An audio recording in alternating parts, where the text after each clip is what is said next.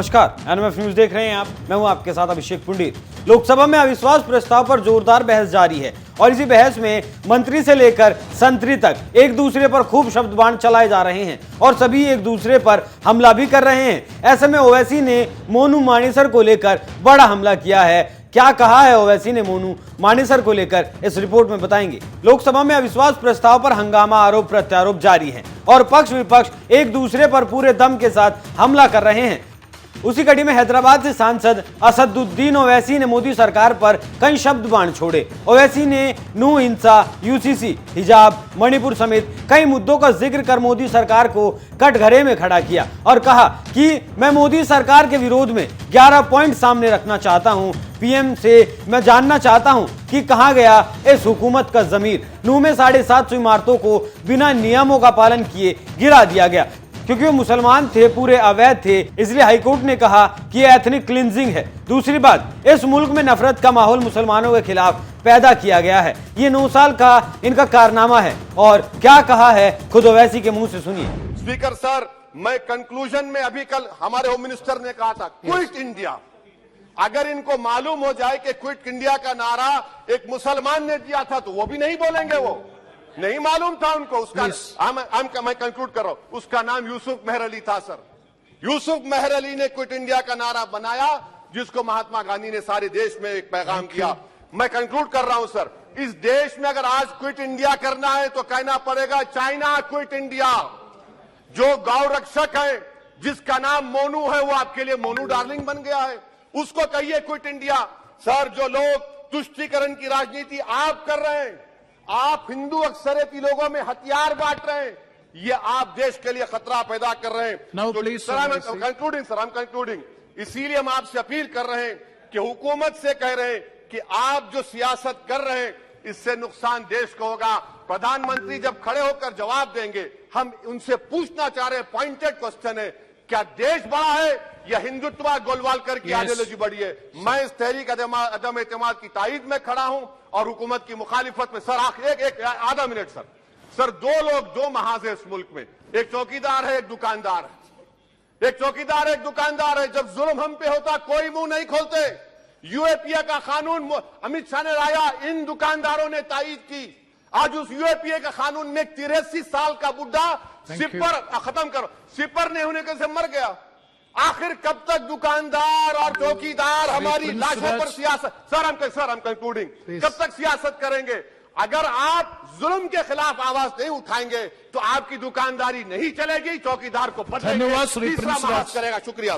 तो सुन लिया आपने क्या कह रहे हैं असदुद्दीन ओवैसी और क्या पूछ रहे हैं। इसके साथ ही साथ ओवैसी ने पीएम मोदी और सरकार से 11 सवाल पूछे। उनमें से कुछ बड़े सवाल हैं, आपके सामने हम हाईलाइट कर रहे हैं। ओवैसी ने जो बड़ा सवाल पूछा वो ये है कि मणिपुर पर गृह मंत्री ने कल लंबी बात की। असम राइफल्स पर एफआईआर हो रही है, कहां गया आपका जमीर जब वहां महिलाओं से दुर्व्यवहार किया जा रहा है, हिजाब का मसला बना दिया गया और मुस्लिम बच्चियों को तालीम से दूर कर दिया गया। मैं पूछना चाहता हूं कि बिल्किस बानो इस देश की बेटी है या नहीं? चीन पर आप कुछ नहीं बोलते। 2013 में मोदी ने कहा था कि समस्या बॉर्डर पर नहीं दिल्ली में है। कुलभूषण जाधव पाकिस्तान में है, आप क्यों भूल गए? देश में क्यों नहीं लाते? कतर में 8 नेवी अधिकारी 1 साल से जेल में हैं, आप नहीं ला सके।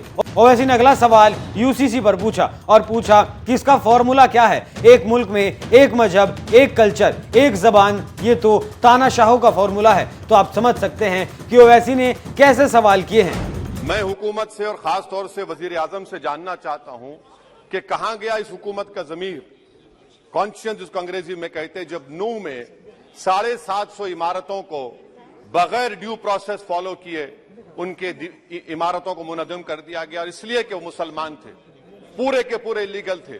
इसीलिए पंजाब की हाईकोर्ट और हरियाणा की हाईकोर्ट ने कहा कि ये एथनिक क्लेंसिंग है। इसकी एक बेहतरीन मिसाल है उस हुकूमत की। तीसरी है कि इस मुल्क में एक नफरत का माहौल, बल्कि एक आतिश को पैदा कर दिया गया, मुसलमानों के खिलाफ नफरत का माहौल। ये इनका ये 9 साल का इनका ये कारनामा है।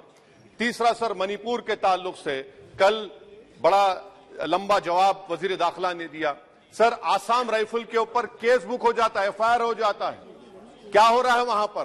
कहां गया आपका कॉन्शियंस, कहां गया आपका जमीर जब वहां की महिलाओं की अस्मत रेजी की जा रही है? और आप मुख्यमंत्री को नहीं हटाना चाहते इसलिए क्योंकि वो कोऑपरेट कर रहा है।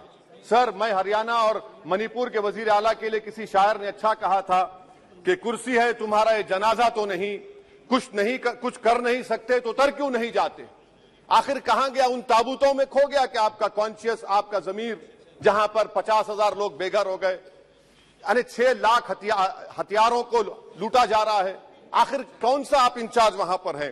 सर, 14 पॉइंट हिजाब को एक मसला बना दिया गया और मुस्लिम बच्चों को तालीम से महरूम कर दिया गया। क्या ये आपका लिबर्टी ऑफ कॉन्शियंस है? कहां गया आपका जमीर। सर, अभी आपने फाइनेंस मिनिस्टर साहबा ने कहा, यहां पर डीएमके के मोहतरमा कनीमोजी ने महाभारत के द्रौपदी का जिक्र किया।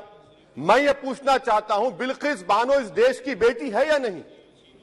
जिस बिल्किस बानो को 11 लोगों ने रेप किया, प्रेग्नेंट थी, उसकी मां का रेप किया, उसकी बेटी को कत्ल कर दिया, उसकी मां का कत्ल कर दिया, आपने कातिलों को रिहा कर दिया। ये आपका कॉन्शियंस है? ये आपका कॉन्शियंस है? आप तो मेजोरिटेरियन पॉलिटिक्स को फरोग दे रहे हैं। सर, आज चाइना के ऊपर कोई नहीं बोलते हैं। प्रधानमंत्री मोदी ने उस वक्त 2013 में जब प्रधानमंत्री नहीं थे कहा था कि समस्या बॉर्डर पर नहीं दिल्ली में है। अगर हम अपनी जमीन पर हैं तो डिसएंगेजमेंट क्यों कर रहे हैं? क्या आज चीन हमारी जमीन पर नहीं बैठा है?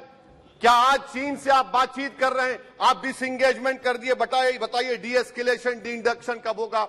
मैं आपके जरिए से हुकूमत को बता रहा हूं कि अगर प्रधानमंत्री ने अहमदाबाद में शी जिनपिंग को बुलाकर झूला झुलाया था, क्या हुआ? क्या नतीजा निकला उसका? चेन्नई दिखाया, क्या नतीजा निकला? सर, इसलिए चीन पर बोलिए, चीन को खाड़ कर फेंकिए। सर, और एक पॉइंट जिस पर मैं मुखालिफ ताईद में खड़ा हूं, हाई इन्फ्लेशन है इस मुल्क में, हाई अनएम्प्लॉयमेंट है, स्टैग्नेटिंग कंजम्पशन है। इसकी वजह से महिलाओं में हाई एनीमिया लीड कर रहा है। ये हुकूमत इसकी जिम्मेदार है।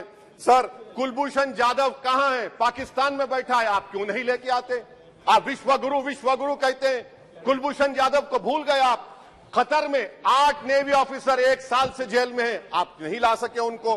सर, और एक चीज, 1991 का प्लेसेस ऑफ वर्शिप एक्ट इस ऐवान में पास किया गया था कि तारीख के जख्मों को नहीं खुरेदा जाएगा। आप खुरोद रहे हैं उनको। मैं आपको इंतबाह दे रहा हूं, वार्न कर रहा हूं, इस मुल्क को 90 के दहे में मत लेकर जाइए।